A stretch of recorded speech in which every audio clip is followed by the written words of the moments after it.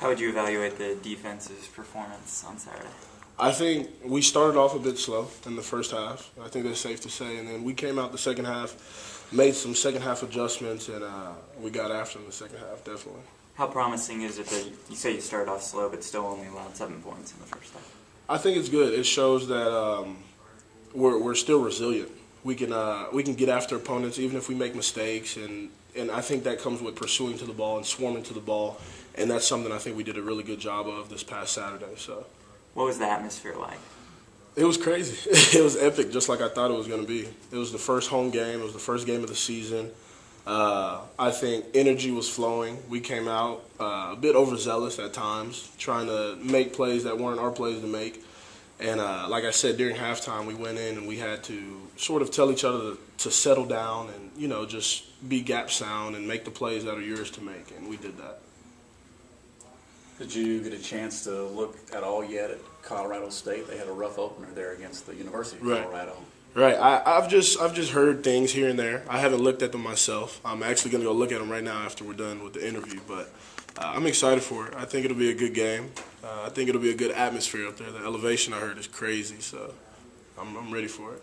Those LSU graduate transfers that are here, I think a couple of them are defensive guys. And I know you're a senior. It may not so much affect you, but what are some of the leadership lessons or what role can they play for some of the other guys on this defense, knowing that they've been where they've been and now they're here with this program? I think it's just the confidence. You've got guys like Ronnie Feast that comes in and immediately he's a person that exudes confidence.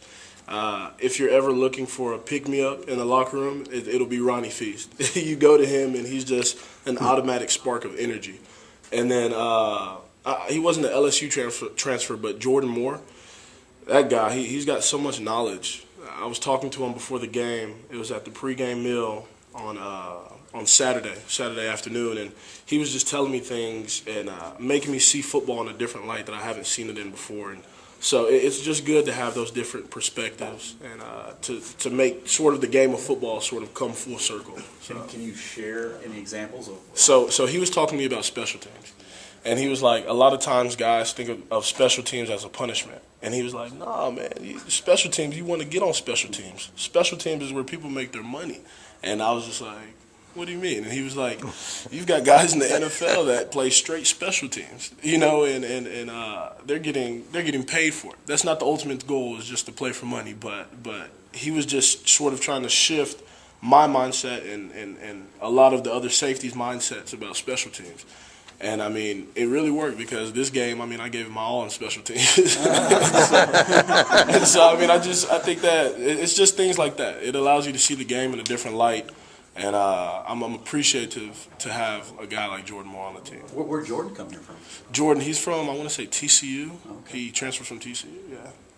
Coach had mentioned something about yesterday about Sunday being the truth day. Right.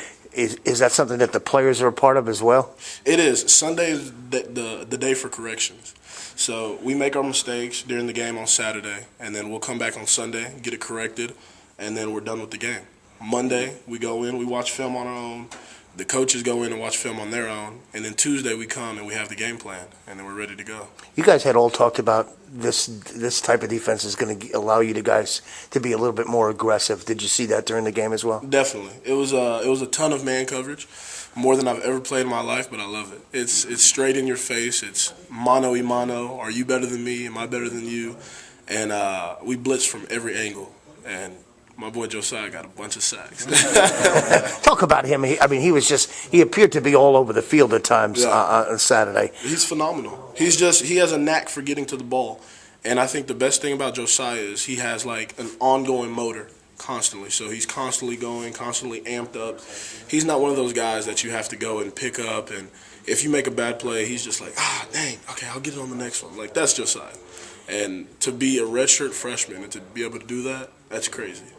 Talk about the walk-on quarterback that led you guys on Saturday and what a performance he had. Man, Dalton Sturm, he came in with the mindset of it doesn't matter who's playing at quarterback. If Jared plays, if I play, I'm just going to give it my all. Like he said, he told me before the game, he was like, I'm just going to because I asked him, I was like, hey, are you nervous about starting or not starting? He was like, nah, man, it doesn't really matter. Whoever goes out there, we're going to do our job and do it to the best of our abilities. And I was kind of shocked because he was very composed, very all together, and I was proud of him because he's come a long way.